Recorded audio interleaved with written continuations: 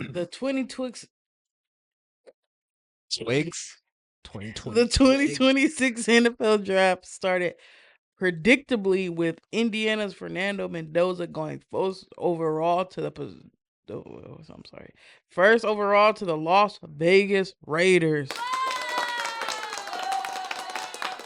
And I give them a round of applause because if you are a Raider fan, you know in Raider fashion that they've had years where the person that they should have picked, they did not. And this is just really a a look at how the organization is really going into a better direction because everybody was like, "Oh yeah, obviously it's the obvious choice," but I know a lot of y'all at the back of your head was holding your breath when that pick came in. I was already worried because I felt like they was taking too long to put it in. If you already know you was gonna get this man, why it take you like? Because they have a timer of like 8 minutes, 7, 8 minutes. Oh, for each one. Yeah. And it took them until they got down to 3 minutes and some change for the pick to come in. I said, I don't like that. I don't like it. They changing their mind. So if you are a true diehard Raider fan, you were holding your breath until you actually heard that name because you've seen them do some stupid stuff in the past, thinking, oh, well, we're thinking outside the box. We're doing something different. And then the person that they should have selected goes off to be a very successful long NFL career, and the person they got Guys. is out of the league within 2-3 years. Okay, all right. So Sounds about right. yes, so another one. Good job. Michelle. A pick praised for its potential to end years of quarterback uncertainty, because we know since Derek Carr left. But things got wild fast. The Arizona Cardinals surprised everyone by selecting Notre Dame running back Jeremiah Love, third overall, a choice that some analysts graded as questionable due to his massive $50 million plus guaranteed contract and his And the and the Cardinals. and the Cardinals' shaky offensive line. What do you mean his massive $50 million? The Tennessee also defied expectations by picking Ohio State wide receiver Carnell Tate over defensive talent, signaling a shift in their offensive focus. The Rams' selection of Alabama quarterback Ty Simpson at 13 was another curveball, given concerns about his experience and skill set.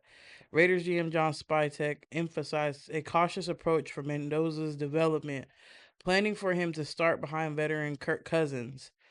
Trades and picks throughout the first round show teams balancing immediate needs with long-term potential, setting the stage for a draft class full of promise and uncertainty. The first round was anything but boring, leaving fans wondering which rookies will make an instant impact. And yes, also I love that the Kirk Cousins signing gives Mendoza time to frickin' sit down and not be thrown into the fire immediately. I'm like, I feel like nobody does that anymore. They just get a rookie quarterback, be like, here, go play right now. Be raw too. Be good, or your career will be over by the end of the season. Like, let them sit down. Let them be on the sideline. Let them listen to the plays being called. Even if your season isn't, I just feel like teams are impatient. Like, even if your season isn't going the best, I see it too many times where they're start a veteran, they get halfway through the season isn't going the best, and then they still end up throwing that rookie in halfway through the season like they're gonna save something. They may give a little bit of a spark, but they don't necessarily win games. Mhm. I still feel like it's quality to still have them sit off to the side and just learn it. You know what I mean? No pressures, just you know, you don't have to throw them in there just because they're not going to change the fact that you're losing. There's probably something else going on if y'all losing. Unless it's just strictly the quarterback effing up. And 9 times out of 10, that is not the case. So, I love it. Do you agree with people saying this is our franchise quarterback, or is it too soon? Um, I believe that it's okay to call him that because that's what they drafted him for. He's the number one overall pick. Yeah. You don't get that often. The last time the Raiders got that was what, 2007 or something like that? You would know. 2008, 2007 with Jamarcus Russell. So, and hopefully it is not that type of situation. Hmm.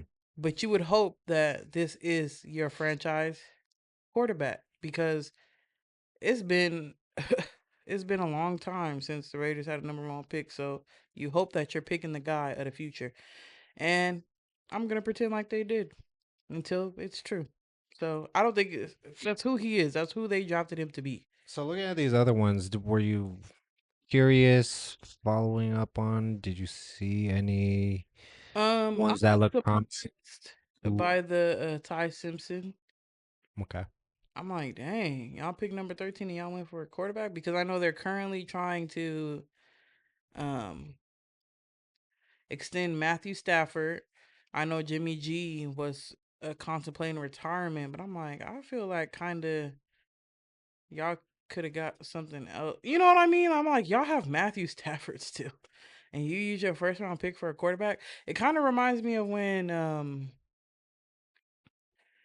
the Packers did that to Aaron Rodgers back when he was still on the team, and they picked Jordan Love with their first round pick Okay. instead of something to help Aaron Rodgers out. Mhm. And I know he felt away. He was like I'm still here because he was still on that team for some years after that, and it's like you didn't think to get me maybe a weapon or two. You know what I mean? That's why it's kind of like I kind of feel like that's kind of the same thing a little bit. Mhm. That one threw me a little bit, but in everyone else, I don't be following him like that. So, I mean, yeah, they're college, so you're not. mm, but yeah, the one that's just clear, obvious that stuck out to me was the Ty Simpson one.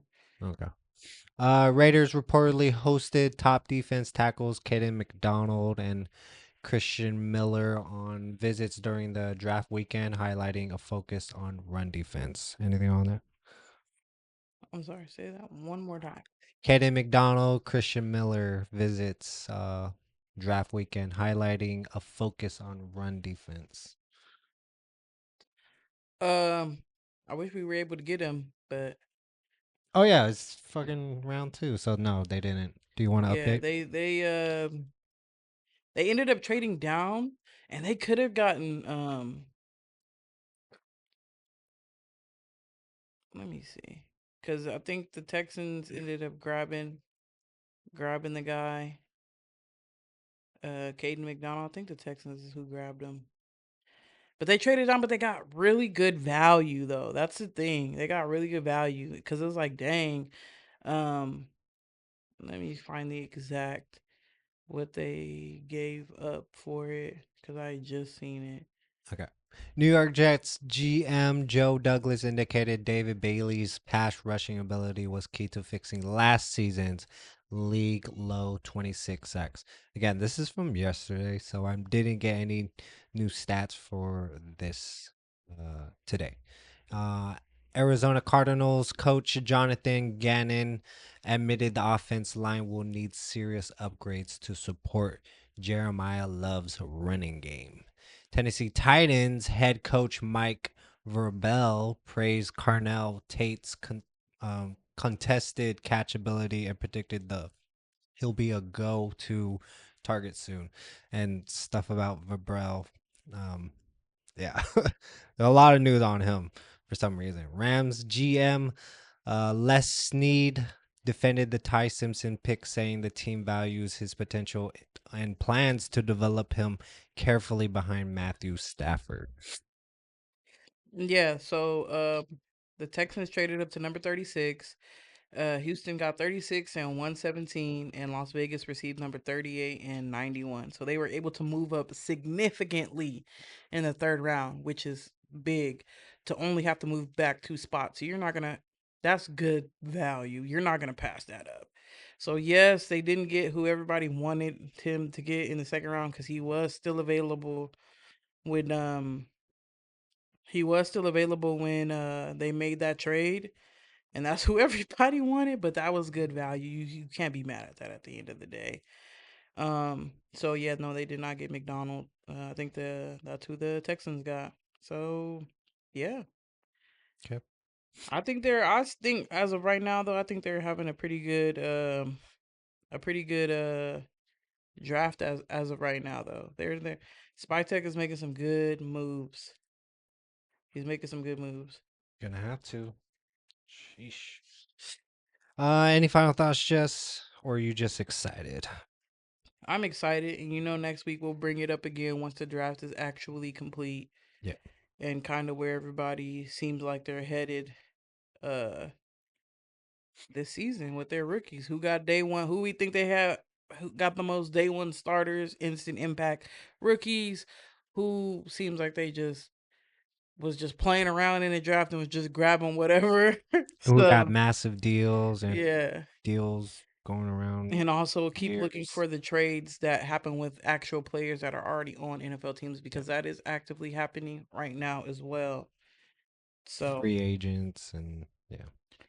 absolutely. Yeah. Comment below your guys' thoughts. What's your guys' team? Are you guys happy for your guys' picks?